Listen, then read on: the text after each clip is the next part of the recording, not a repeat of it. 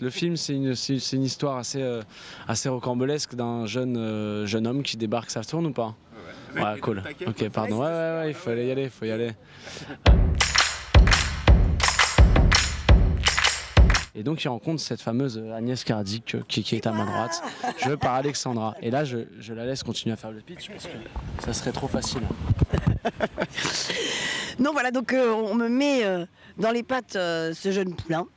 Voilà, qui n'y connaît rien à la politique, qui ne voulait absolument pas faire de politique et qui s'en fout complètement, qui est complètement naïf et qui débarque là. Et puis elle va un peu lui apprendre le métier et il va apprendre le métier. Et je n'en dirai pas plus, allez voir le film. Et pas que le métier.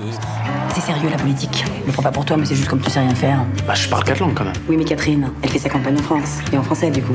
Mais je parle français aussi. Tiens, aide-moi. Je veux pas de palmiers sur les photos de Pascal.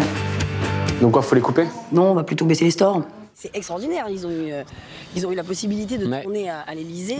D'abord parce que Mathieu, évidemment, qui est dessinateur de BD, a suivi Hollande. Il a fait une BD qui s'appelle Le Château, donc il était à l'Élysée pendant, je sais plus, un an, etc. Donc voilà, ils lui ont autorisé le tournage.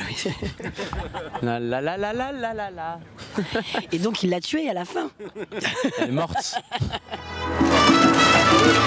On avait dit du papier écolo, non? Il est tout blanc et tout lisse. Justement, on a réussi à éliminer le côté gris dégueu du papier biodégradable classique. Pour les gens, biodégradable, c'est forcément gris et dégueu. Là, on perd tout l'impact. Bah, je vais pas le teindre en gris quand même, non? Pourquoi pas? J'en sais rien, moi, Salim, gère-moi ça. Et la France, elle attend que ça. D'y aller, de la prendre comme ça, de lui mettre son tarif, tu vois, comme un homme. Donc, vous avez un rapport quand même très libidinal à votre pays.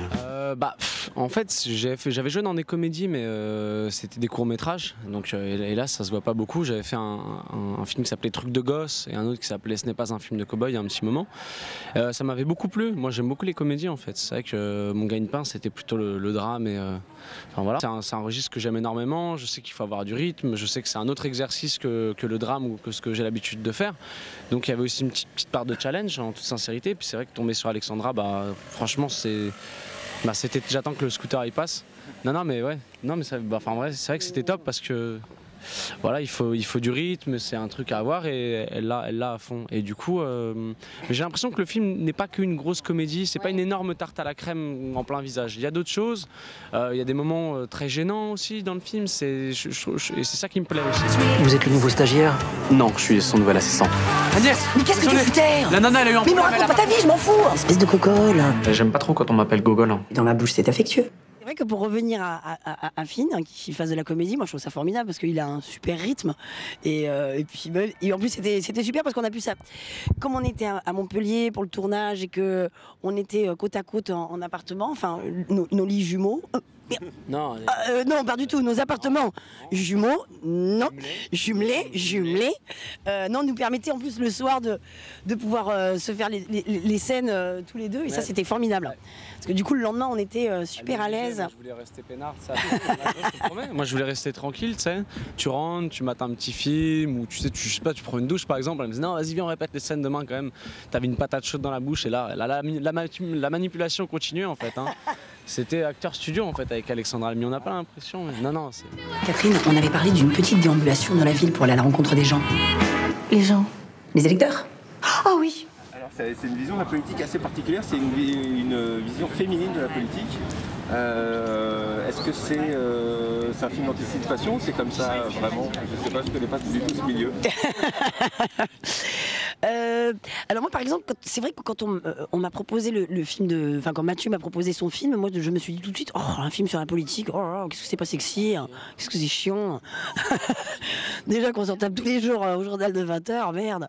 Et en fait je trouve que le film est super sexy et c'est vrai, et en fait forcément puisque le pouvoir est parfois associé un peu au sexe, j'allais dire, donc forcément et du coup au contraire je trouve que Mathieu, ce qu'il a réussi à faire dans son film, c'est-à-dire que au-delà de savoir pourquoi ils se battent et quelles sont leurs idées, c'est surtout de comment ils sont eux, j'allais dire l'humain, c'est-à-dire effectivement la manipulation, le pouvoir, le côté sexy, oui parce que et de l'ambition, etc. Et donc c'est tout ce qui se passe derrière et je trouve ça et je trouve que du coup le film est à la fois super drôle, touchant, il y a un vrai fond et ce côté je trouve vraiment sexy, alors que bizarrement quand on parle de politique on a l'impression que ça l'est pas du tout et en fait je crois que ça allez beaucoup.